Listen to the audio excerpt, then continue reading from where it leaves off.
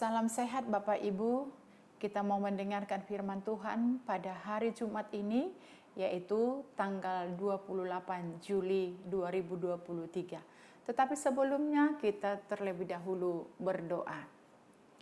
Kami bersyukur untuk anugerah kesehatan yang Tuhan berikan kepada kami pada pagi hari ini.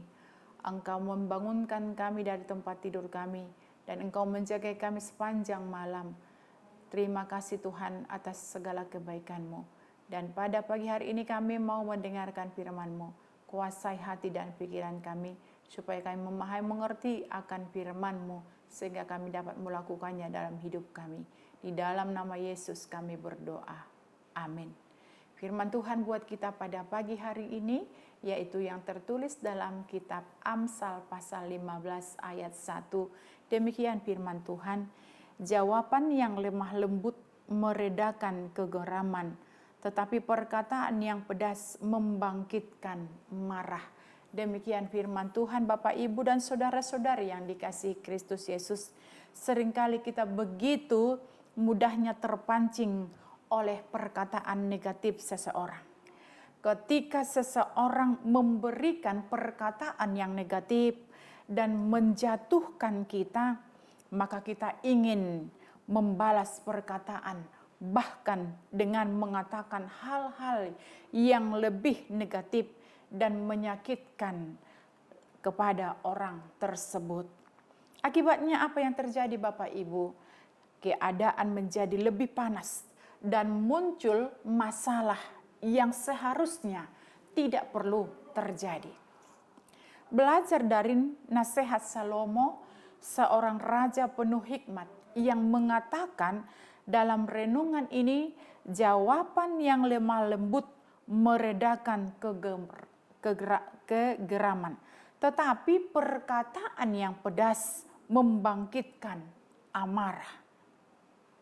Bila kita bisa menahan diri dan menanggapi perkataan dan tindakan yang negatif dengan ketenangan dan lemah lembut, maka kita akan terhindar dari banyak konflik. Maka pertengkaran tidak akan terjadi. Tetapi ketika seseorang mengeluarkan kata-kata pedas, maka kita juga menjawab dengan kata-kata pedas. Apa yang terjadi? Maka akan terjadi keributan yang sangat mengerikan. Demikian juga terjadi kepada suami istri. Ketika suami marah, datang istri mengeluarkan kata-kata yang pedas, maka suami istri itu akan bertengkar dan bahkan sampai kepada titik yaitu perceraian. Demikian juga seorang sahabat yang selama ini mereka akur-akur saja, tetapi karena perkataan, kita katakan perkataan sedikit yang pedas, maka persahabatan yang selama ini begitu akrabnya, begitu eratnya, akan terjadi perpisahan. Karena apa? Karena tidak bisa mengendalikan diri, tidak mampu menahan diri, tidak mampu menahan emosi. Itu sebabnya tadi dikatakan oleh Amsal ini, jawaban yang lemah lembut meredakan kegeraman, tetapi perkataan yang pedas membangkitkan amarah. Apalagi kita lihat pada saat ini, di dunia ini penuh dengan persaingan. Ada yang bersaing secara sehat, ada yang bersaing secara tidak sehat, dan bahkan saling menjatuhkan satu sama lain. Keadaan ini membentuk sifat keras hati dalam diri orang, mudah tersulut emosi dan tidak mudah percaya terhadap orang lain. Orang berpikir jika bersikap lunak terhadap orang, mereka akan mudah sekali dimanfaatkan dan dipermainkan. Akhirnya masalah apapun selalu diwarnai dengan ketegangan. Dikatakan sebab perkataan yang keluar bukanlah perkataan lemah lembut, melainkan perkataan pedas yang membangkitkan amarah. Tapi melalui renungan ini kita diingatkan supaya kita sama-sama belajar untuk berpikir lebih dahulu sebelum berkata-kata. Ketika kita berkata-kata dulu baru berpikir, maka inilah yang terjadi, hal yang tidak kita inginkan. Janganlah terburu-buru memberi jawaban, apalagi bila kita dalam keadaan emosional. Ketika kita menjawab seseorang dengan emosional, maka akan terjadilah sesuatu permasalahan yang sangat mengerikan. Karena itu dikatakan alangkah baiknya bila kita berdiam diri sejenak dan menenangkan diri terdahulu. Atau mungkin kita mengambil sikap berdoa, minta pimpinan Roh Kudus. Ketika kita minta pimpinan Roh Kudus, maka Roh Kudus akan bekerja, Roh Kudus akan memberikan ketenangan di dalam kita, sehingga kita mampu menguasai diri, mampu menguasai pikiran kita, dan mampu juga kita menguasai lidah kita, sehingga kita tidak akan mengeluarkan kata-kata yang pedas yang dapat menyinggung perasaan orang lain.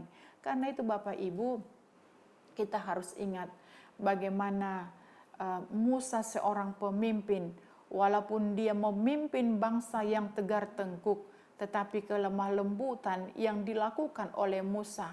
Bahkan kita lihat di sana, bangsa Israel sering memprotes Musa, tetapi dia selalu memberikan kelemah lembutan, sampai namanya juga terhapus. Tetapi itu pun tidak menjadi masalah bagi Musa karena dia bertanggung jawab sebagai seorang pemimpin. Karena itu Bapak Ibu, marilah kita hidup menyikapi sebagai seorang yang lemah lembut. Marilah kita keteladani sifat seperti Kristus, karena Kristus juga memberikan teladan contoh kepada kita. Anak-anak Tuhan adalah anak-anak yang selalu hidup di dalam kelemah lembutan. Dan demikian juga di dalam Efesus 4 ayat 2a dikatakan, hendaklah kamu selalu rendah hati, lemah lembut dan sabar. Ketika kita mengimani itu dikatakan, Tuhan akan menguatkan kita dan memampukan kita menjadi teladan di dalam kehidupan kita. Amin. Kita berdoa.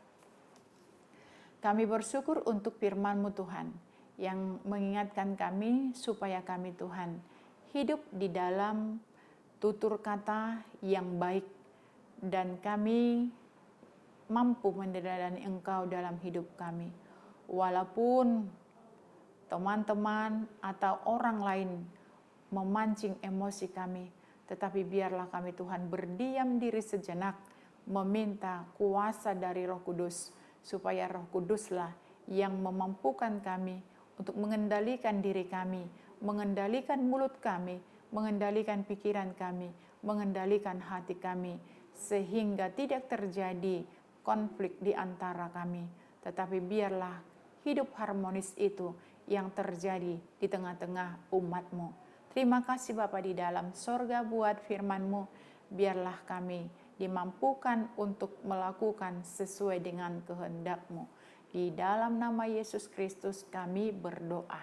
Terimalah berkat Tuhan, anugerah Tuhan kita Yesus Kristus, dan pengasihan daripada Allah Bapa, dan persekutuan Roh Kudus menyertai kamu sekalian. Amin. Selamat pagi, selamat beraktivitas. Tuhan Yesus memberkati. Shalom.